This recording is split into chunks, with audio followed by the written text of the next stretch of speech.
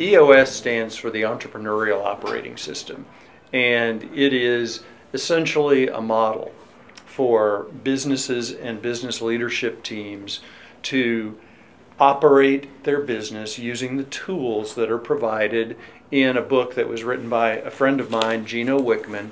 The book is called Traction, and so that's the abbreviated 30-second version of what EOS is. And what we'll do is talk about the model. I'll try and give you as many of the tools as I can, and then if there are questions, Corey, if you have questions or if they come over the system, be happy to answer them. Cool. Fair enough? Excellent. Okay. So let's start with what are the indicators of someone that might, or a business that might benefit from the entrepreneurial operating system, and we see consistently that companies look like this. There are issues around control. These are good, healthy businesses that are growing faster than their systems are able to really accommodate. For many of the entrepreneurs, they haven't grown a business to this place before, and things are happening fast and furious. There aren't enough hours in the day, and control is one of the challenges that the entrepreneurs are experiencing. One of the indicators is just that there's not enough profit, and that word is chosen specifically to distinguish it from revenue. You see many times that businesses grow very rapidly and their revenues get to a place where the top line looks very attractive, but for whatever reason the profit isn't where the leadership team wants it to be. And so we often find companies that feel like they should be making more money than they are, but they don't know how to do it. People and challenges around people are a consistent theme that we see for companies that embrace this theory. And it's not just people that work with the company. There are people, customers are people, vendors Right. are people. Right. And so having simple methods for dealing with the people that the company interacts with become very, very important. And many of these companies tell us that they feel like they've hit a ceiling. They've gotten to a certain point and they don't know how to get to the next level. They keep trying, they keep working, and they seem to be getting the same results. And the final indicator is that they've tried a bunch of things. There are plenty of books out there, there are plenty of theories, there are plenty of ways to attack business growth and evolution, but there aren't any magic wands. And so the people who have embraced this model generally have tried other things, but there's not a magic wand, and they want to know, what can I do? Tell me what to do. And so EOS, the Entrepreneurial Operating System, is that model, that recipe that tells people what to do to build a more effective organization. And as you can see on the diagram on the screen, we work very, very hard to eliminate complexity. Simple is better, less is more. That's one of the fundamental principles of the overall model. And we believe that as businesses get strong in 6 fundamental areas, then all of the issues that surround the complexity of a business and the challenges of growth and the feelings of lack of control, they get resolved. And we'll talk about what each of these 6 areas are, and put some meat on the bones of the tools that are available for people to improve their businesses. So we start with vision, and there are 2 components to vision. Number 1 is 8 questions, and we'll walk through each of this, and number 2 is the more important part of that vision component, and that is once you've answered these questions, you have to make sure they're shared by the organization. You have to make sure that the people who are in the organization adopt it and believe it and behave in accordance with what your vision and strategy is. And there's a distinction that we often share with companies. It's shared by all, not told to all, but shared by all. And so that vision has to be something that is part of the fabric of the organization. So let's talk about real quickly what those questions are. These are the questions that make up the vision component that we work with business owners to identify. So question number 1, what are your core values? And although I can't see any eyes rolling out in cyberspace, I know they are, because this is an expression that has just been abused, and people have almost gotten desensitized to the importance of core values. But it is one of the most fundamental things that you have to answer for an organization. It tells you what are those things that make us who we are, whether we're in the business of providing financial services or making hot dogs. It doesn't matter. This is what makes us who we are. And you answer those questions, what are our core values, to enable you to essentially understand, as you'll see in a second, who are the people that fit for our organization. And it can be enlightening, because core values are not what you want to be. Core values are not things that you aspire to be. It's an honest and candid assessment of what is our organization about, and then let's find people that can be like that, good, bad, or indifferent. So number one, core values. Number two, what's our core focus? We see lots of organizations that are moving to this next level, that recognize that they have lots and lots of capabilities. There are things that they can do. The question is, should they do them? And the core focus is an effort to get a laser identification of what you're going to be really good at, what you're going to focus on, and then use that as a mechanism to filter out all those things you're not going to do. And answering that question of what are we not going to do is one of the bigger challenges for rapidly growing organizations, because they have lots of opportunities. Those opportunities can become distractions if they're outside their core focus. So we work hard to help people understand what's their core focus. Then we simply start setting dates out in the future so that we get a roadmap of where the company's going. That happens reasonably quickly. What's your 10-year target? What do you want to be 10 years from now? How are you going to describe your company? Why do you do that? Can you predict the future? No, of course you can't. But what happens when you begin setting these 10-year targets is people start feeling that that's really where they're going. It's like showing a spot on the map for a road trip. And even though you're not there yet, and even though you're not really sure how you're going to get there, once you get clarity around what the organization is going to look like in 10 years, you start getting clearer answers to some of the tough strategic questions. One of the biggest tough strategic questions is, what's our marketing strategy? Okay.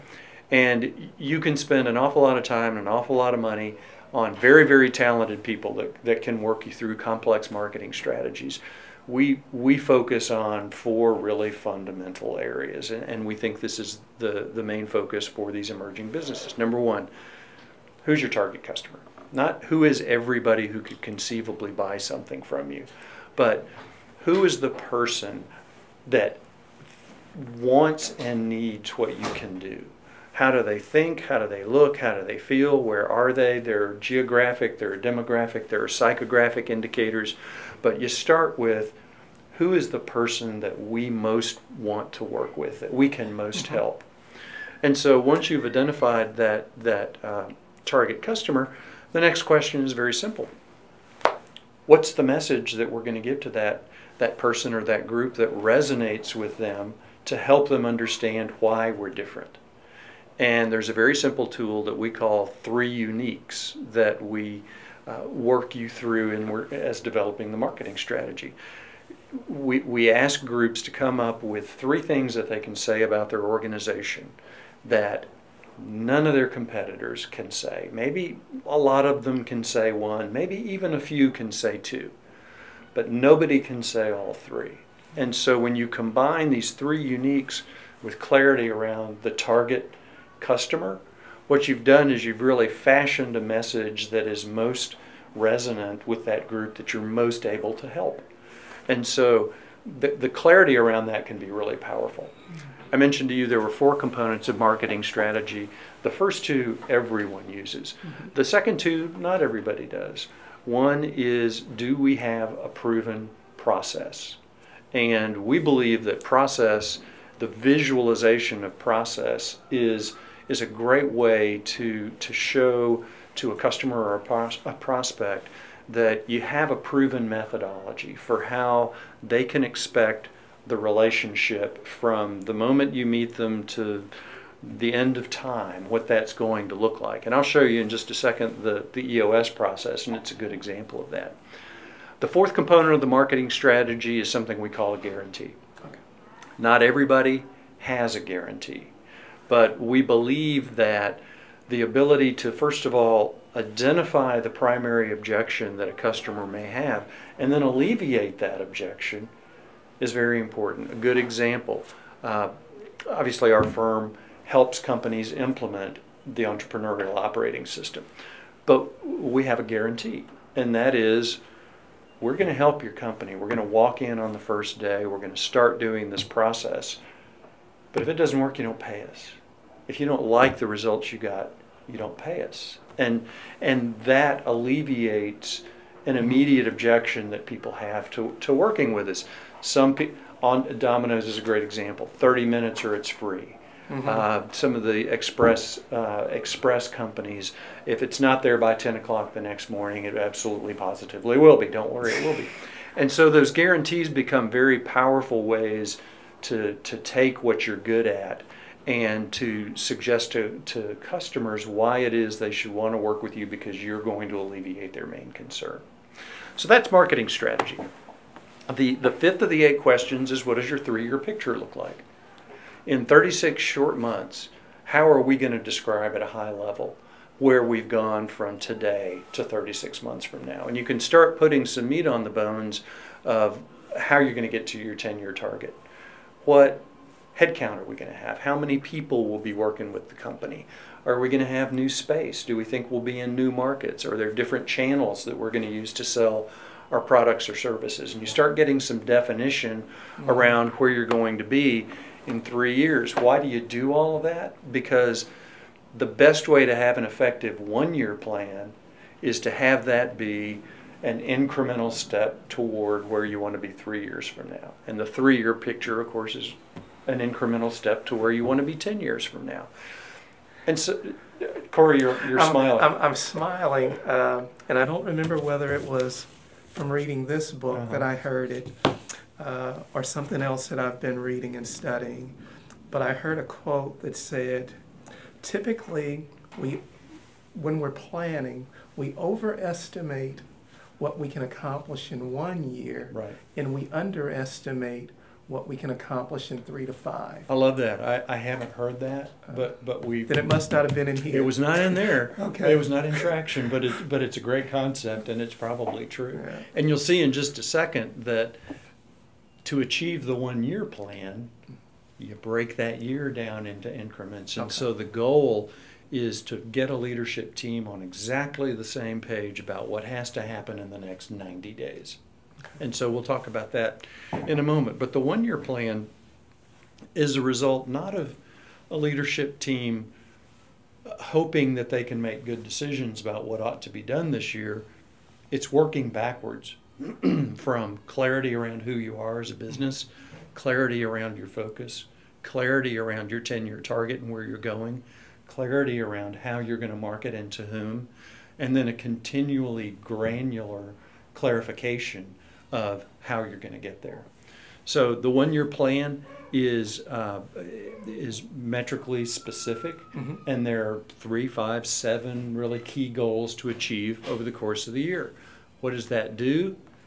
That informs you about what are the most important quarterly rocks, is what we call them, that have to get done over the next 90 days. I don't know if you've heard the expression rocks. We borrowed it from Stephen Covey. Okay, he tells a wonderful story about what's the most important thing and what do people spend their time on. And he analogizes, if you've got a vessel, and in it you want to put everything that needs to go in that vessel. Well, if the big rocks are the most important things that need to get done, then you can have smaller rocks that are important but not necessarily critical.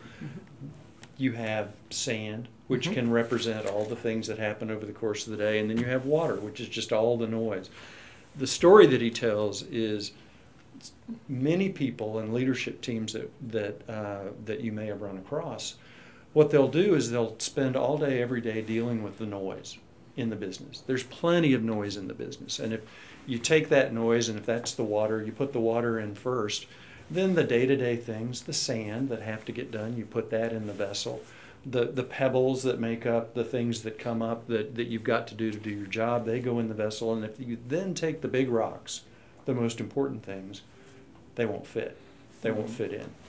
And so what Stephen Covey said in his great book, 7 Habits of Highly Effective People, is you have to start with the rocks. You have to put the most important, the biggest things in that vessel first. And if you do that and you pour the other things in, they'll fill in the holes, and the most important things are the priorities that you have to focus on. So with a leadership team, the concept of rocks is simply, what are those 2, 3, maybe 4 most important things that have to get done in the next 90 days? Number 1 for the organization, and number 2 for each individual member of the leadership team.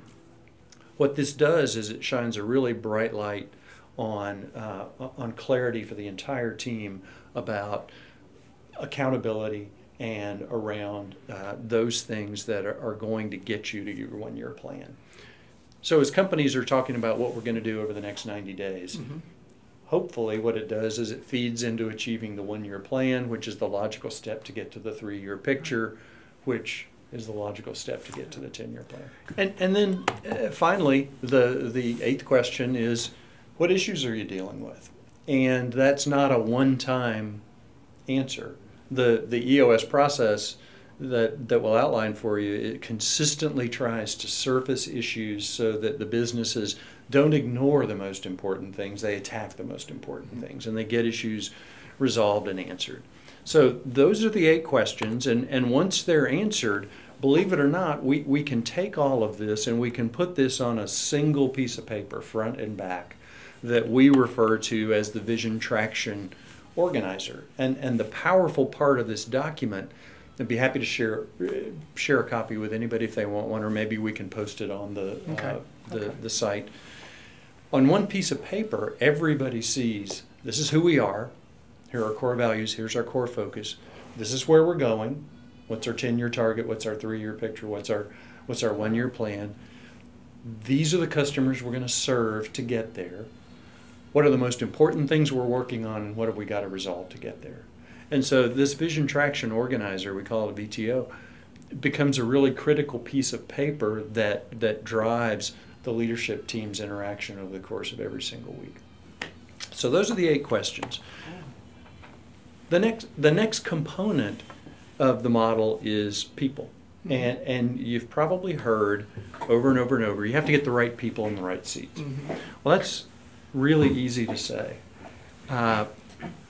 It's not so easy sometimes to understand what that means. And so what we do with the people component of EOS is we try and help companies answer that question. Who are the right people, and what are the right seats in which they should be sitting? And here's the vehicle we use to do this. It's called a people analyzer. And I mentioned to you a moment ago, none of this is going to be radically earth-shattering when you see the visualization of these tools. These are simple tools. People Analyzer starts with the work that we did around core values. And so if you're looking at people in the organization, you start with what are the values that are important to us. And so here are examples of some companies' core values. Humble confidence, growth orientation. We're going to help first. We're going to do the right thing. We're going to do what we say we were going to do. Whatever they are, whatever the company decides, they go along the upper part of this chart. And as you look at people in the organization, you simply ask yourself the question, does this person exhibit these characteristics that are our core values? And there are 3 ways you can answer that question. Number 1 is, most of the time this person does exhibit these core values, and that's a simple plus. Most of the time this person doesn't exhibit these core values. And then plus minus means sometimes they do and sometimes they don't. This looks very, very basic, but when you start asking these questions within the context of core values, you begin to answer the question, why doesn't this person seem to fit? Or why is this person such a star? And for any organization, your own core values will inform what goes along the top, and those things will then inform your evaluation of people. And you'll have to set what we call the bar. Nobody's perfect. Okay. You can't expect people to be perfect all the time. What you can expect Right.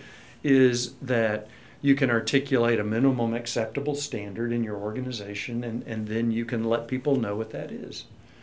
Most companies have 4 or 5 core values. If they have 4, they'll say, well, 3 out of 4 we can live with if most of the time you do 3. And so this becomes simply a mechanism to start evaluating whether people are sharing your core values. Well, when we talk about right people, right seats, right people, we just talked about, they share core values. Mm-hmm. If they don't share your core values, they're not the right people. So then you have to answer the question, are people in the right seat? Mm-hmm. And the way we answer that question is we start first with structure. And we use a tool that we call the accountability chart. And we simply ask these leadership teams, what's the right structure for your organization to get to the next level? You've likely seen lots of companies that have a vice president of this and an associate director of that, and people tend to think from the standpoint of an organizational chart. Mm-hmm. That's not what this exercise does, and it really helps inform the question of who's in the right seat. We have this tool called the accountability chart, and it starts with a very simple assumption. It starts with the assumption that there are, in most organizations, 3 fundamental silos. Somebody has to sell something. Somebody has to make the stuff or deliver the service. And somebody has to deal with the money that we make in the administration. And so we begin with that assumption that those are the 3 primary things that you have to have in your organization from a structural standpoint. Does it change sometimes? Sure. Sometimes people say, finance and administration, we need to break out IT, or we need to break out HR. But the question is, what are the key structural silos in the organization that somebody's going to have to be accountable for to get good? Above that, and people immediately start thinking CEO when they see this.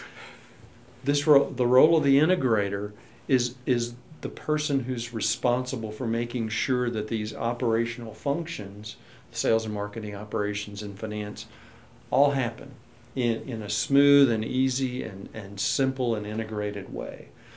They are essentially the glue. They're the person who's pounding the drum to make sure people are pulling the oar the same direction. And in about half the companies, we find that there's a role or a person who's the visionary.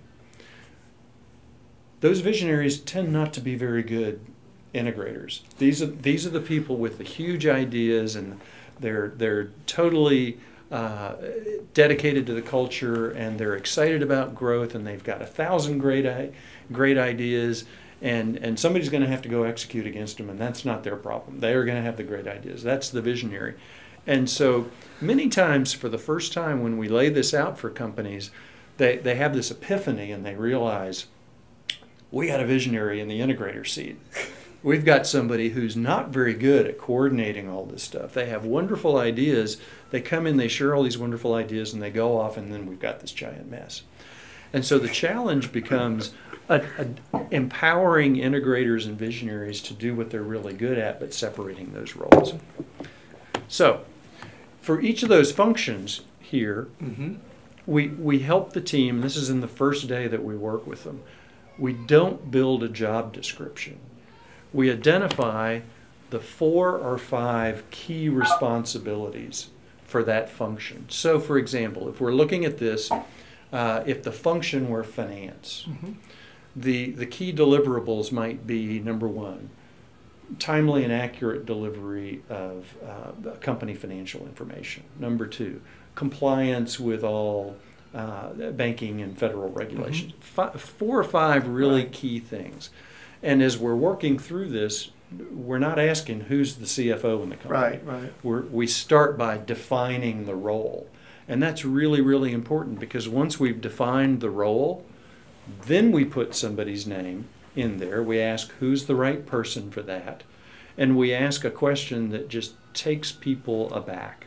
And it's one of the most critical parts of the first day of working with them. We ask, okay, we've defined this role. It's finance. We put Corey's name in there. We've been very clear about what Corey's responsible for. Let me ask you a question. Does Corey GWC it? And everybody goes, what does that mean? What it means is, does Corey get it? Does Corey want it? Does he have the capacity to do it?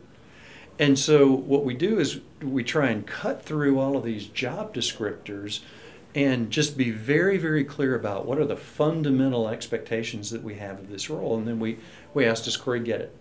Do the neurons fire in a way that this person understands the role? And get it is one of those things that first people will say, well, what does that mean? And the very next question I ask is, well, have you ever seen somebody who doesn't get it? Do you know what that means? And they laugh because you can't put a definition around it, but you know if somebody doesn't get it. So do they get it? That's this function. Do they want it? Do they wake up every day excited because that's their role? Do they come to work thrilled to have these responsibilities? Is this the role they want? And then finally, do they have the capacity to do it? And that can be a function of intellectual horsepower. It can be a function of bandwidth. It can be a function of resources. Lots and lots of questions. But what we ask leadership teams to do is to create the structure of what the organization ought to look like, and then ask tough but necessary questions around who are the right people to sit in those seats.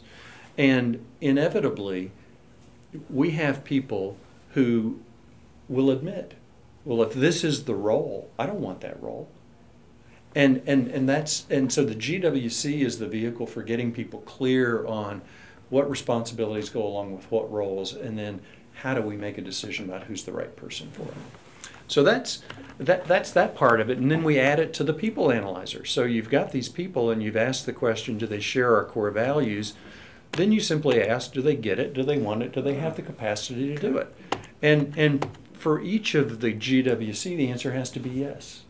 And so here on this simple page, we've got tools that for an organization, you really can get to the bottom of these nagging people questions. It's very easy to say, we've got some issues with George, and we can't, we're not really sure what the problem is with George. But when you start asking the question, most of the time, does George display a willingness to help first? Does George want the role that he's got here? This just puts some real simple, exercisable definitions around some people challenges that can be really torturous if you don't have good processes around it. So that's the people side of it. The third component is data. We'll talk about a scorecard here in just a second, and then we work to the point where everybody in the organization has measurables that are used to evaluate their efficacy in a specific role. On the data side, the scorecard, once again, is a very complicated looking chart here. It's very, very simple. We ask leadership teams a question. If you were on an island and you don't have telephone, you don't have internet, you don't have any way of communicating with anybody, but once a day you're going to get a sheet of paper with 10 or 12 numbers on it. What are those numbers? What is it you have to know? What numbers would you want to see every single day? We start with the answer to that question. Then we do a couple of really important things that companies don't always do. What's your goal with respect to that number? And number two, who's accountable for that number? You try and take away all the finger pointing. You try and take away all the questions around what's an acceptable result and what's not an acceptable result. And then you see we track this on a weekly basis, and there's a meeting in which these numbers are tracked. What you begin to see is really important trends in how the company is working, and if you've got goals that are not being achieved, in the meetings that we facilitate, there's a clear line showing here's the goal, here's who's responsible for it, here's where we are. If it's not where it needs to be, what are we going to do about it?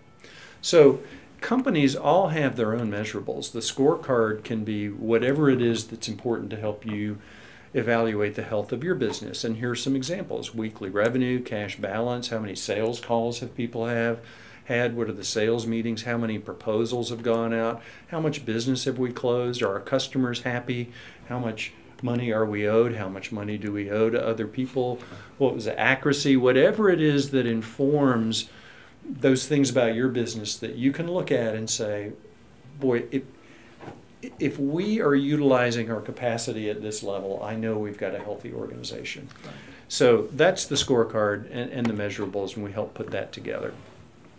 Inevitably, what happens with companies is when we've got clarity and alignment around vision, you've got the right people in the right seats, you're measuring the right things in your reporting, what happens? Well, issues come up. Hey, we haven't hit that goal. What's the problem? What's the issue? And many companies are great at identifying issues. Most companies are not really good at resolving issues. And so in a simple format, we teach a process to help companies both identify, track, and keep up with the issues, and then resolve them using a process that we call IDS, and I'll tell you what that is. IDS starts with, let's capture the universe of issues. And first, let's prioritize them. Mm-hmm. And as that sounds so self-evident, but I don't know if anybody's ever been in a meeting where the very first thing you talk about is something that really isn't that important, but it's on somebody's agenda and it takes the whole meeting and you've spent the time, you don't get anything done.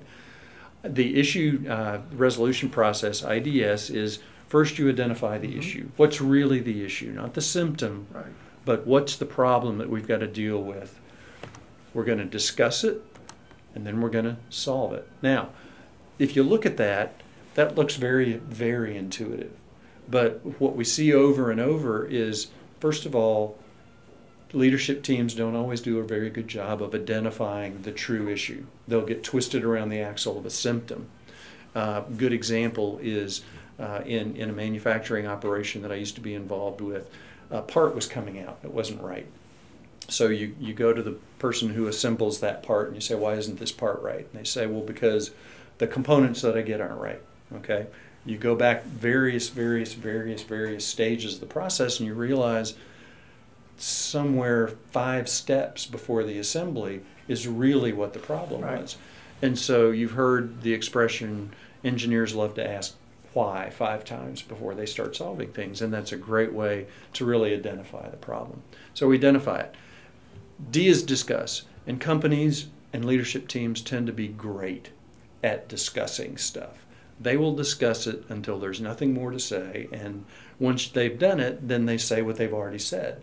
And everybody politics and everybody piles on, and the discussion point of any given meeting tends to lose focus on the issue, and it doesn't move to the resolution. So the discussion part of it uses a few very simple rules. Everybody on the leadership team has the obligation and the opportunity to say exactly what they want to say about this issue. One time. One time.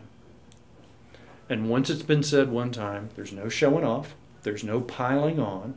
We're going to get everything we need on the table very quickly to make a decision, and then we're going to solve it. We're going to make a decision about what we're going to do. We're going to assign accountability for that. We're going to put it on the to-do list, and then we're going to move on. And so when we do this, inevitably, people realize, gosh, we run off on tangents, and we really do beat dead horses. And in a meeting that I'll describe for you in just a second, there is a big component of time that's dedicated to IDSing issues. And when teams get good at this, it's just amazing how many things they can resolve in such a short amount of time. So that's the IDS process. The 5th component of EOS is the process component. Process sounds boring, and process sounds like something we all hate, but process is something that allows your company to scale. It allows your company to bring people on and identify the way that you want things done.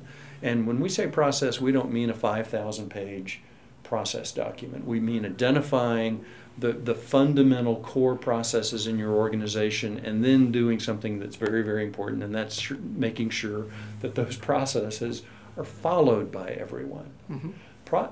The documentation of the process is the easy part. The hard part is making sure that on a daily basis that the people are doing it that way. And so when we say the core processes are really fundamental, we encourage people to have 3, 4, maybe 5-page processes on how do we deal with the people in our organization? How do we think about our marketing strategy? What do we do to execute against sales opportunities? And there are really just a handful of core processes that we encourage the organizations to document and then make sure they're being followed. And that creates a repetitive mechanism for taking advantage of whatever your competitive advantage is and making sure that every single day you're leveraging it. So that's the process side of it. Efficiency and effectiveness. Yes. And it grows over time. It absolutely does. It feeds on itself. Cool. And so the final component of the model is traction. There are a couple of components to that. Number one is the rocks. We talked about making sure everybody knows what the 3 to 5 most important things are that have to get done this 90 days. There's a 90-day rhythm around the execution, and there's a science to that, because if you look at people's production, you see that it tends to end up on the very far end of the time curve, no matter how long that curve is, no matter how long you let people get very, very active at the end of the time. Okay. And so we try and put a rhythm around making things accountable on a shorter basis so more things get done, and it turns out that they do. And we do that by enforcing the discipline of certain kinds of meetings. The most important of those meetings is a meeting we call the Level 10 meeting.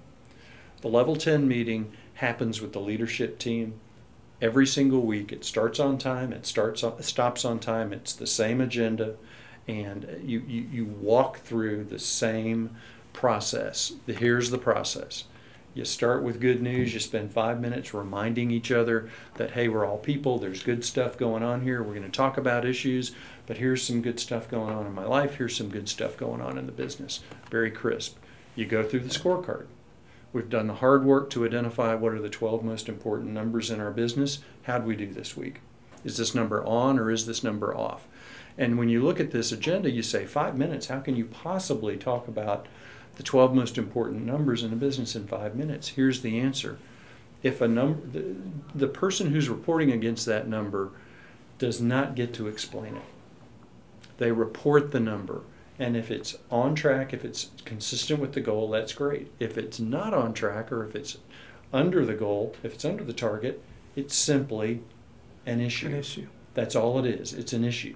And so rather than having the meeting commandeered by a 20-minute discussion around a particular scorecard number, you drop it down. It's captured, and you move on. You spend 5 minutes asking people how they're doing against their individual rocks, the most important things they have to get done. Only takes 5 minutes. Why? Because when you ask somebody, how are you doing on this rock, they get to say one of two things. It's on track, or it's off track. If it's off track, it's an issue. It just drops down. No 2-hour explanation, no debate over anything. It just drops down. Very, very quickly, then you've spent 10 minutes going over the most important numbers in the business and the most important things to get done. You talk about your customers, you talk about your employees. Is there anything critical that we need to share with anybody? You spend 5 minutes holding people accountable for the to-dos that they took from the last meeting. And then finally, you spend 60 minutes IDSing issues. And so what happens is these I hope everybody can, poor Larkin, she's unhappy about something, I don't know what.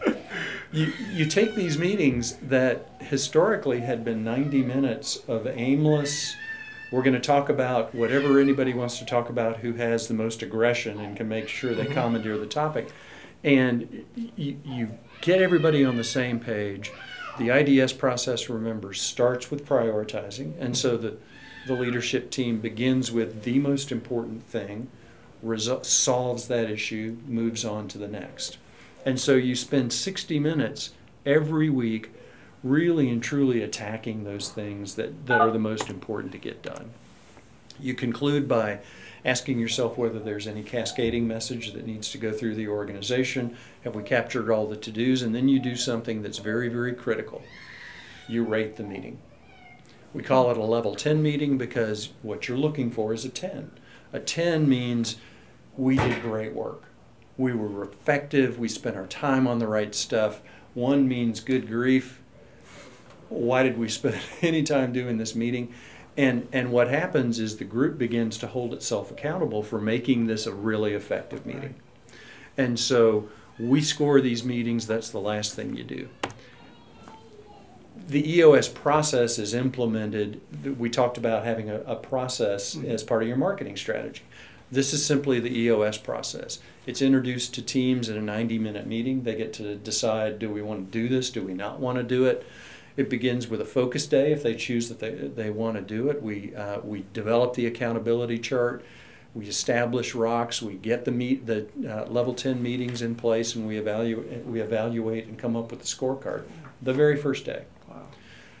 30 days later, the team comes back for the first of 2 vision building days, and by the time we're done with that, we've completely worked through the vision traction organizer, so they're clear on their core values, the core focus, the targets, the quarterly rocks. We've captured all the issues list, and then the team continues to have their level 10 weekly meetings and augments those with 3 quarterly meetings a year and 1 2-day annual, in which everything's reevaluated. We exercises around team health, where you reset quarterly rocks every 90 days, you solve issues, and you begin to implement a model of accountability and clarity, and the results that people are getting are just absolutely astounding. Excellent. So I blew through that because I wanted to be sensitive to the time constraint. Exceptional job. Well, you're very kind, but that's the EOS process. Those are the 6 components, and the goal is simple, accessible tools that growing leadership teams can use to get to a better place.